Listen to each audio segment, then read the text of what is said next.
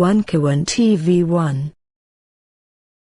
Tapi kita ingin dengar dari Bung Heri, bagaimana mengkonversi kemarahan rakyat, kegelisahan, bukan hanya marah ya, tetapi jelas-jelas tadi presentasi Bung Roy Suryo menegaskan sejumlah kesalahan etika, hukum dan konstitusi yang seperti ditegaskan oleh Mbak Bivitri.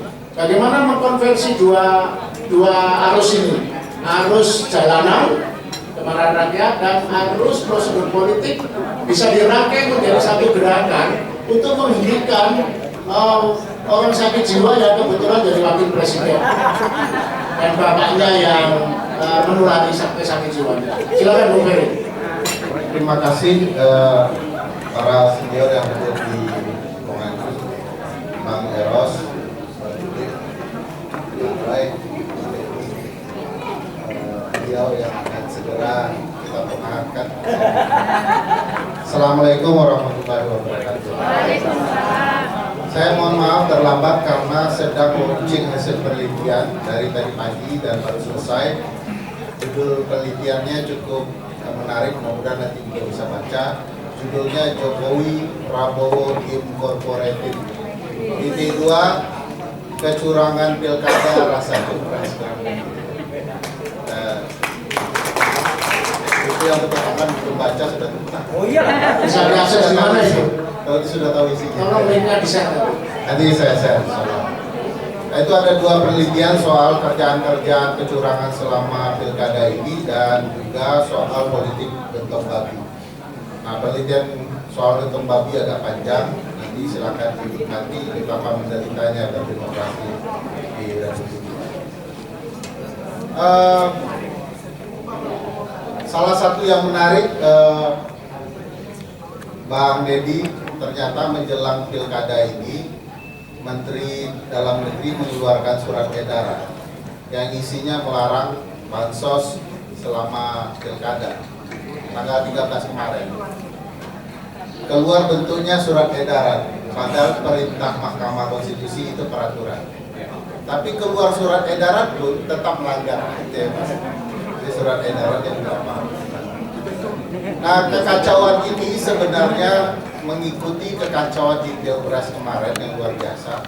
Tidak sekedar kecurangan pemilunya yang luar biasa, tetapi bagaimana manipulasi yang diciptakan oleh sebuah keluarga dengan anak keturunannya agar bisa bertarung dan bisa memenangkan pemilu secara curang.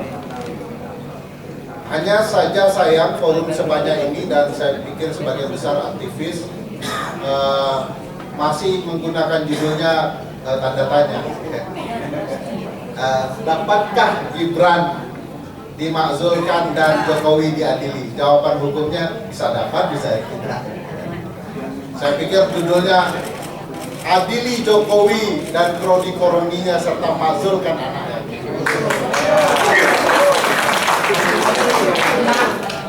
Nah, kalau kita bicara pendekatan konstitusional, pasal 7A, pasal 8 Undang-Undang Dasar, pemakzulan itu pasti diperbolehkan secara konstitusional. Setidaknya 2 alur. Satu, pelanggaran hukum, jenis pelanggarannya pengkhianatan terhadap negara. Saya tidak tahu ibu bapak sudah merasa terkhianati atau belum. Saya sudah dari kemarin-kemarin. Oh, di 10 tahun Pak. Oh, sudah 10 tahun. Lama juga ya, memendam rasa. Pelanggarannya bentuknya pengkhianatan terhadap negara, tindak pidana berat lainnya, korupsi, suap, ya, dan perbuatan tercela serta tindak pidana berat lainnya.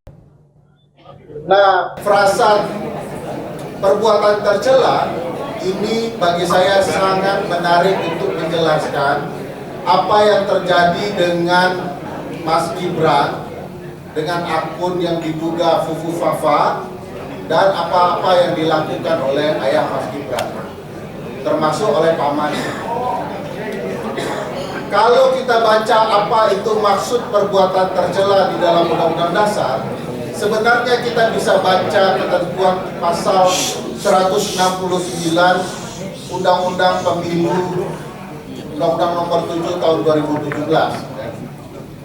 di dalam pasal 169 itu ada syarat ya, seseorang kemudian tidak lagi dianggap memenuhi syarat untuk menjadi presiden atau wakil presiden yang berkaitan dengan Undang-Undang Dasar. Salah satu yang penting yang Ibu Bapak perlu simak adalah bunyi dari pasal 169 huruf E. Bunyinya kurang lebih begini ya. Seseorang itu tidak bisa menjadi calon presiden atau calon wakil presiden atau dapat dimakzulkan jika ya, dianggap tidak lagi mampu secara jasmani dan rohani. Nah, ini yang selalu di mana-mana oleh Pak Roy Suryo dibicarakan, ini orang terganggu nggak jasmani dan rohani. Tapi ada lagi kalimat lanjutannya, serta tidak kemudian terkait dengan kejahatan narkotika. Ini kemarin sempat ada banyak isu soal itu, tetapi bagi saya ini tidak akan bisa terbongkar sampai ada proses peradilan yang patut untuk kemudian memakzulkan presiden dan atau wakil presiden dalam konteks bunyi Undang-Undang Dasar ini dan Undang-Undang Pemilu. Kalau dilihat problematikanya kan ada di Mas Gibran, apakah dia mampu secara jasmani dan rohani? Itu pertanyaan besarnya. Kalau kita kaitkan dengan keberadaan akun yang menghebohkan yang bernama akun Fufu Fafa. Bayangkan satu republik sudah heboh soal akun siapa pemilik sesungguhnya, tetapi sama sekali tidak ada pembuktian. Wakil presiden semestinya tersudut. Semestinya dia mengatakan, saya bukan pemilik akun Fufu Fafa. Dia sudah mengatakan begitu ya. Tanyakan kepada pemiliknya, kurang lebih kan begitu. Tapi kan tidak ada lanjutan bahwa perbaiki nama saya, ini bukan akun saya, dan mari kita buktikan sama-sama. Yang saya khawatirkan, jangan-jangan akun itu adalah memang akunnya Mas Gibran. Kalau pakai kemampuan dari netizen di media sosial, netizen sudah membuktikan dalam konteks versi mereka bahwa akun ini dimiliki oleh seseorang yang patut diduga adalah Mas Gibran. Sebagai wakil presiden dan berbagai para pendukungnya, sama sekali tidak ada terbersit untuk membuktikan sebaliknya. Jadi sudah ada nih nuansa bahwa tudingan bahwa dia adalah pemilik akun Fufu Fafa tidak mampu dibantah oleh wakil presiden, para pendukungnya, bahkan oleh negara. Nah, timbul pertanyaan besar, bagaimana membongkar kebenaran ini? Yang saya paham dengan Mbak Bibip adalah prosedur hukum. Harus ada upaya pembuktian. Nanti langkahnya bisa sangat politis, tapi yang kami paham adalah prosedur hukum. Kalau kemudian gejolak politik di parlemen sudah didominasi oleh lawan-lawannya Bang Deddy, pilihannya menurut saya adalah publik luas menempuh jalur hukum dengan mengeluarkan catatan publik soal akun ini, dan apakah dia sudah terpenuhi ya unsur-unsur telah melanggar konstitusi dan melakukan perbuatan tercela yang dilarang oleh konstitusi, dibuat, ditulis ya, dan kita serahkan ke Pak Deddy. Jadi kita buat nih, tulis dengan benar bahwa ini ada pembuktiannya. Nanti Bang Roy Suryo ya, Pak Roy Suryo nanti menjelaskan secara teknologinya, kita tulis argumentasinya, nanti rame-rame kita serahkan ke parlemen. Nah, kita tunggu apakah gerakan parlemen akan berlanjut dengan gerakan publik, itu lain lagi. Tapi kalau gerakan parlemen harus berlanjut di parlemen untuk kemudian dihantar ke Mahkamah Konstitusi, menurut saya penting. Kenapa penting? Kalau kemudian data dan penjelasan ilmiah soal keterlibatan akun Fufu Fafa yang kemudian dikatakan telah melakukan perbuatan tercela yang tidak patut dilakukan oleh wakil presiden, itu dibawa ke forum privilegiatum namanya, forum khusus di Mahkamah Konstitusi, maka di sana mungkin kita bisa bongkar berbagai kejahatan pemilu lainnya yang dilakukan oleh Fufu Fafa maupun oleh bapaknya. Jadi penting juga tuh Bang Deddy, selain memastikan publik juga menekankan ini untuk disuarakan lebih besar gaungnya, juga parlemen memastikan ada upaya secara parlemen bahwa bukti-bukti ini harus diselidiki oleh parlemen dan nanti akan berlanjut ke Mahkamah Konstitusi. Kita kan mau dengar di Mahkamah Konstitusi apa pembelaannya, kok nomor teleponnya sama, kok kalau dikirim mengarah kepada nomor teleponnya, kok nomor telepon itu terdaftar ketika dia mengajukan diri menjadi wali kota Solo. Bagaimana dia membantah? Dan bagaimana kemudian sidang di Mahkamah Konstitusi untuk pertama kali kita meminta bahwa ada presiden dan atau wakil presiden dimakzulkan karena melanggar konstitusi. Kalau enggak, pasal ini tidak pernah akan terpakai.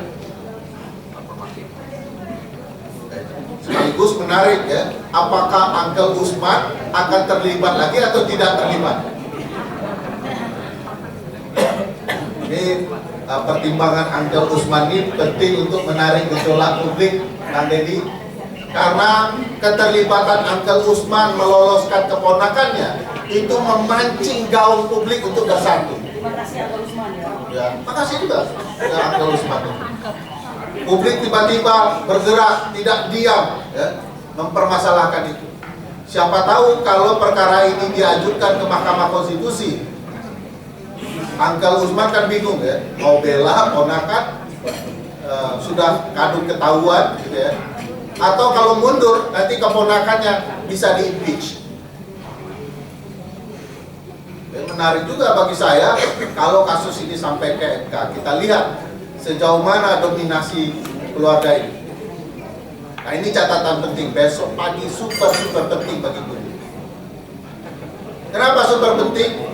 Karena besok pagi akan memperlihatkan apakah dominasi dinasti Mulyono masih bisa mengendalikan berbagai permainan politik atau tidak.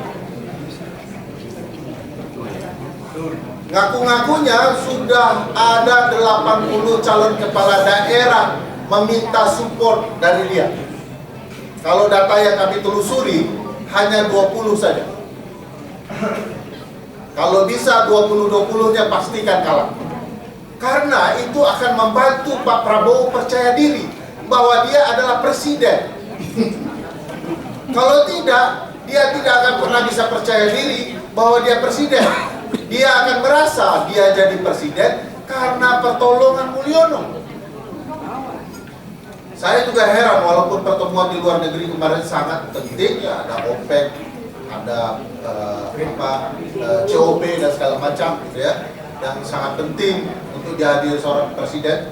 Tapi kemarin itu seolah-olah memberi panggung bagi presiden lalu dan anak presiden untuk kemana-mana. Salah satu kebohongan anak presiden yang menurut saya menarik sebagai sesuatu yang kita telusuri, jangan-jangan memang Pak Prabowo ini belum merasa dirinya sebagai presiden, adalah ketika pernyataan dari Mas Gibran yang mengatakan segala program adalah program presiden. Nah, presiden yang mana belum tahu kita.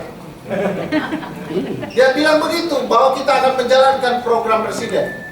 Tapi yang dia launching adalah lapor wakil presiden. Kalau dia betul-betul mau mensupport presiden, mensupport Pak Prabowo, mestinya yang dia launching adalah lapor presiden. Jadi jangan-jangan bahasa bahwa segala program adalah program presiden, saya tegak lurus kepada presiden, saya akan dukung presiden. Di balik itu dia sibuk mempersiapkan kampanye menuju 2029. Kalau dia sedang mempersiapkan itu, yang menderita bukan hanya Bang Deddy Sitorus, kita semua juga ikut menderita. Jadi bagi saya, kesalahan konstitusional yang dia lakukan dengan menunjuk. Perasaan saya menderitanya selama dia memerintah. Ya mungkin dulu ada saya. Mulai ada pengakuan-pengakuan dosa. Saya pikir ya, ini penting bagi kita untuk memastikan penegakan apa yang diatur di konstitusi betul-betul bisa berjalan dengan fair. Kalau tidak, selama-lamanya pasal ini hanya akan jadi kuburan saja. Percuma tuh Pak Said Didu, percuma tuh Bang Deddy Sitorus, percuma Bang Roy Suryo, apalagi Bang Didu lebih percuma lagi buat film. Bang Eros Jarot dan lain-lain. Percuma ibu bapak sekalian bicara soal negara hukum, negara konstitusional, karena di depan kita ada pelanggaran konstitusional dan ini kita diamkan saja, tidak ada gerakan simultan dari publik untuk memastikan konstitusi kita ditegakkan, bukan kehendak rakyat yang namanya keluarga. Saya pikir itu. Terima kasih. Assalamualaikum warahmatullahi wabarakatuh. Terima kasih perbincangan untuk Bu Sari.